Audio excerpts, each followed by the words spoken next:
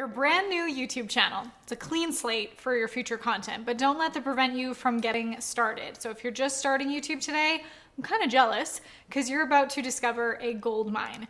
Let's talk about what your first YouTube video should be about, and then stay to the end of this video to find out my best strategies for never running out of content ideas.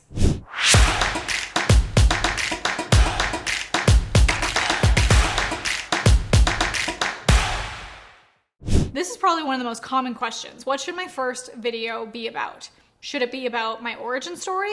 About me? About my services? Yes and no. Your first video can be about anything, but should always speak to a cold audience. People aren't searching for Marley Jaxx's origin story. If you wanted to tell your origin story, maybe you frame it about what is it actually about that people are searching for. Remember, YouTube is a search engine. So whereas on Facebook and Instagram, we might be making content and titling it things that are like catchy hook title videos, on YouTube, we want to title them based on what people are searching for, like what they're exactly typing into the search engine. And you can find so many ideas just by going to the search engine itself and typing things in and seeing what auto-populates based on the topics you're searching. Tutorial videos are very popular. You can show your strategy for creating something, and this is often really valuable and something that is highly searched. For example, I have a video called How to Use Canva. I made this in 2016, haven't touched it ever since, but it's generating tens of thousands of views every single week. People are searching for tutorials, so take advantage of that. And when you're filming your content, assume that the people who are finding you may or may not know about you. We want to make sure that your content is evergreen, meaning that it still makes sense if they're finding this video next week, next month, or next year. So don't say things that are time sensitive, like, hey, I hope you come to my event that's happening next weekend, because the person finding that video years later might not feel that it's relevant to them and discredit and stop paying attention and don't subscribe and don't join your email list and then don't potentially become a paying client. So make sure your content is evergreen, still relevant to your audience today, tomorrow, and for years to come. Of course, there may be platform changes and things that update. You know, my Canva video from 2016, the software that I give a tutorial about has totally changed. But that video still provides a ton of value, and then I can do an updated 2021 Canva video that can provide more value and still help the people that are finding that content today. So we want to assume that the audience finding your video is cold, that there's someone that they just searched for this topic, they found your video and they're watching it. So you want to not use like inside jokes or things that would make them feel like, I don't know what this is about, but we also don't want to exclude the audience that's warm, because people will subscribe to your channel or your current following will come and watch your content. The biggest thing is to make sure that your content is catered to evergreen and assume that your audience might be seeing you for the first time. Now that I've shared that, what are some of the terms or phrases that you use when speaking to your warm audience that maybe you wouldn't use when speaking to your brand new cold audience members that are seeing your content for the first time? Let me know in the comments. As I mentioned, some platforms can change and affect your ability to have evergreen content. So my Canva video that I gave the example from 2016, I have almost 1 million views on it. Of course, Canva's changed since then. Some of the tutorial, the functionalities, the interface looks different now, but it's still evergreen and it teaches you about this software. Plus, I also share some personal stories and strategies that change day to day. So my Canva video from 2016 is different than the sequel Canva video that I made this year. I want to talk about my first YouTube videos and give you my strategies for never running out of content ideas.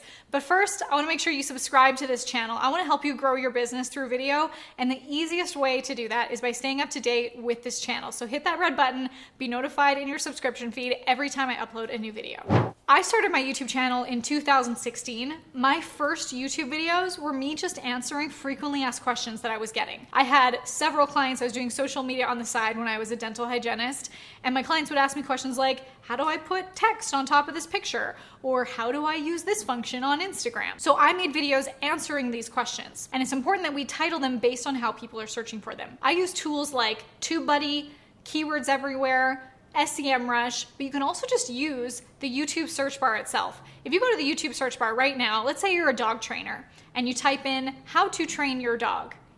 YouTube is going to auto-populate and try to finish your sentence, suggesting what it thinks you might be writing in, and all of those suggestions can become video ideas, and those video ideas are based on the exact ways that people are searching for them. So you'll see how to train your dog to sit, how to train your dog to stay, how to train your dog to bark, how to train your dog to not run after the mailman. All of those ideas should turn into your videos. You will never run out of content ideas like that. A really beneficial way to cross-promote traffic to your other videos is by referencing other topics. So in one of those videos, let's say if you make the video about how to train your dog to not run after the mailman, maybe you make another video about how to train your dog to stay in one place. And you can reference that. Hey, now that you've watched this one, I have this one. I'm gonna link it in the description below. Go check that out next. So these are standalone videos, but you can reference the other videos to give them next steps and also drive more viewership to your channel. With YouTube, people don't have to watch every single episode like it's a TV series, that if they watch episode 5, but they didn't watch episode 2, it won't make sense. Make sure these videos are standalone, evergreen, and overall provide value, sending them to the next steps for how they can become a potentially paid client of yours. Now I'm gonna leave you with one more way to make sure that you can come up with and never run out of content ideas. First of all, go create a Google spreadsheet.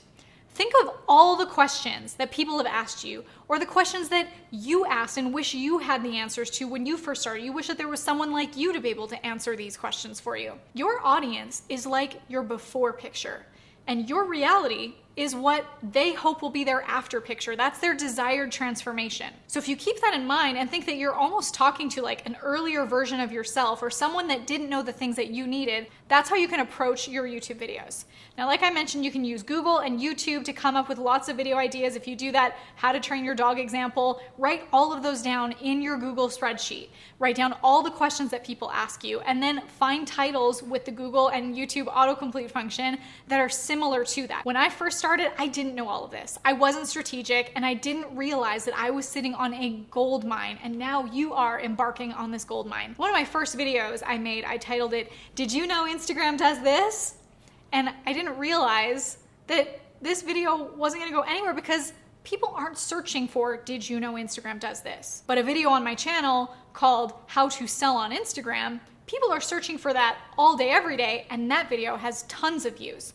So you wanna title your videos and make content based on the things that people want and exactly how they're searching it on the YouTube and Google search engine. I have clients that use our strategies that are making 6, 7, even 8 figures. Yes, we have clients making over $10 million a year using these strategies, and I'd love to go more in depth and share all of them with you. If you wanna take your content marketing to the next level with a 1 day a month video marketing strategy that drives leads for life, then click the link below and reserve your spot in my next free training. This is the exact strategy that my 6, 7, and 8 figure clients use to maximize their cash flow through online content, and you could be next. So my Canva video that I gave the example of is different than the Canvas. And so when most people are searching on Google or YouTube, they don't have to go. Now you want to keep in mind that when people are searching, use Google and YouTube, or desired transformation.